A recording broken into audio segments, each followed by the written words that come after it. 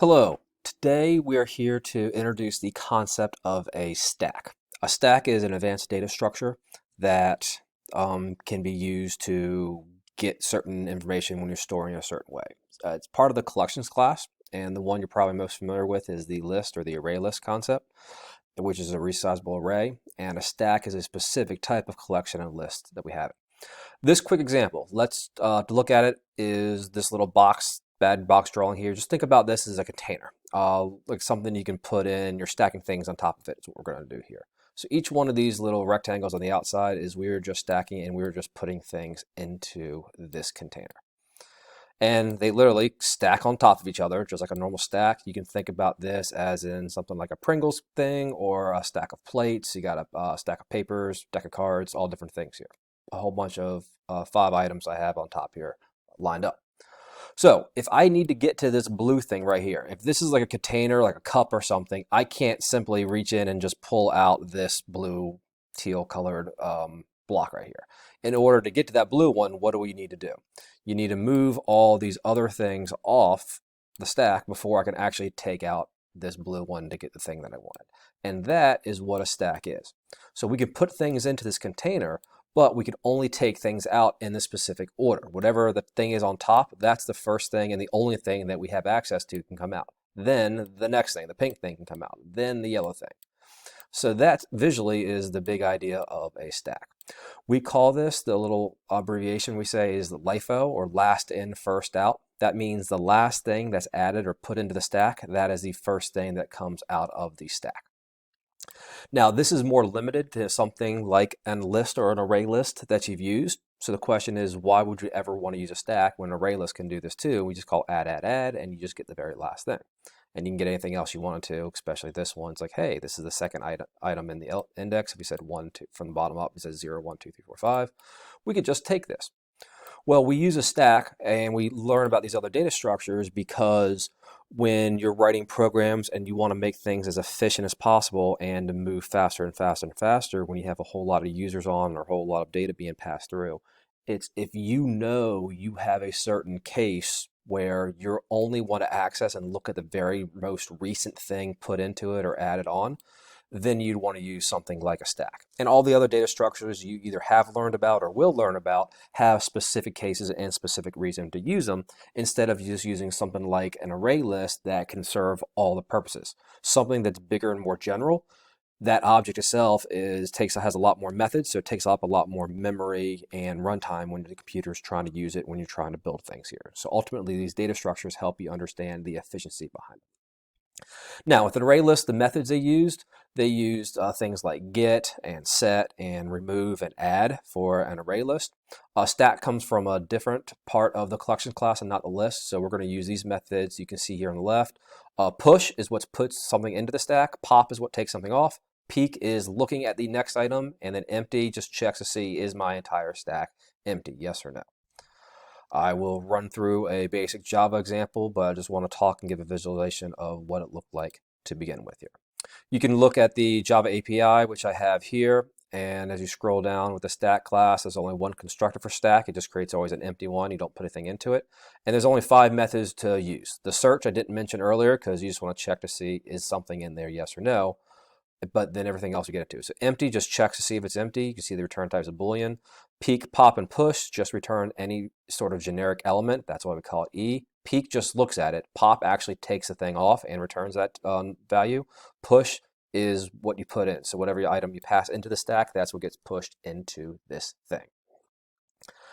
All right, how do we make it? So got a basic stack here using Eclipse. And kind of the idea here to remind you that it's this LIFO is this idea. Last in is the first item out. So we go in A, B, C, then it goes backwards. C, B, A is the order in which things take out from that. There's the answers to what I was going to build here.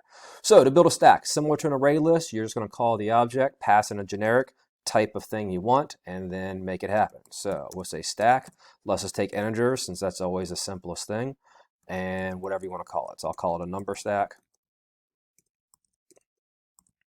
Equals new stack. And with the new versions of Java, you don't need to pass in generic again, the second part. We just have to make that up here. So that is my stack. If I wanted to print it out just like an array list, this is an object, so the toString method is automatically built in, so we can just call number stack. And when I run this, very similar to an array list, there is nothing. It is completely empty, as you see it running on the right side of the screen. So now let's add a few numbers. Let's put some things into this. So number stack, and again, in an array list, we would say add. Here we're going to use the method push is what's going to be. And what number do we put in? Doesn't matter what number we have. So let's just put a few things in. So number stack, push, oh no, 39, and number stack. Let's put one more value into this thing. It doesn't matter, 10. All right. When we run this, let's just look at the stack. Everything goes in a specific order. So the first thing in, that'll be the first item in this. So when we push in a 7, that'll be the first item, first element in the stack. So 7, 39, 10 we see on the right side. Because this is stacked up, it goes left to right. Visualize, if you can, that what's on the far right, that is on the top. So the number 10 is on top of the stack, similar to how we visualize this. So the 10 would be the orange one, then the 39 would be the next one, and the 7 would be at the very bottom, whichever thing that we had here. All right. So what else can we do? Let's just look at the other methods, see them in action, running them, and going real simple with that. Okay. So is this thing empty? Is the stack empty? We've put three elements into that, so clearly it's not, but let's just make sure we see it work. So is empty plus number stack dot empty. I wish they would have called it is empty, but for the stack itself, it's just empty. So we're just checking. It's not actually clearing it. It's just checking to see if the thing is empty, yes or no. There are clearly 3 elements above it, so no, it is not. That's why it returns false.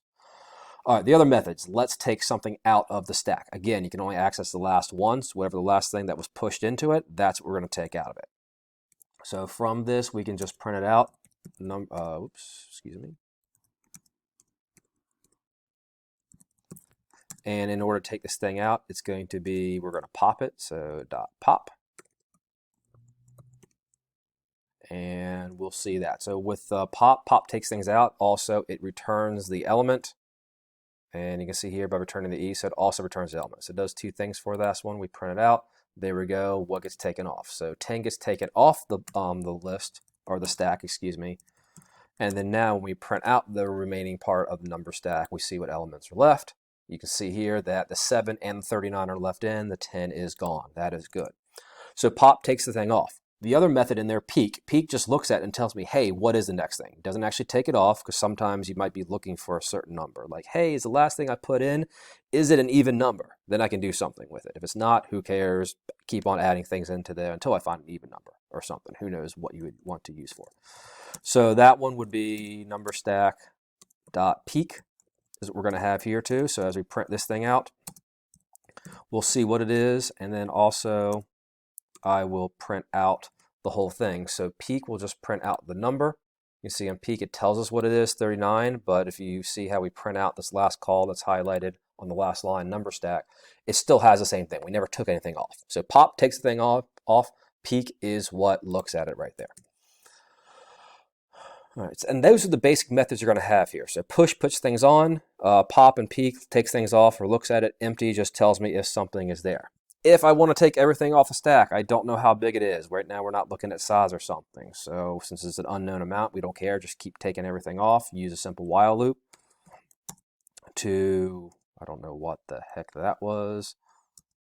While the number stack, so while it's not empty is what we can say here too. So number stack dot empty.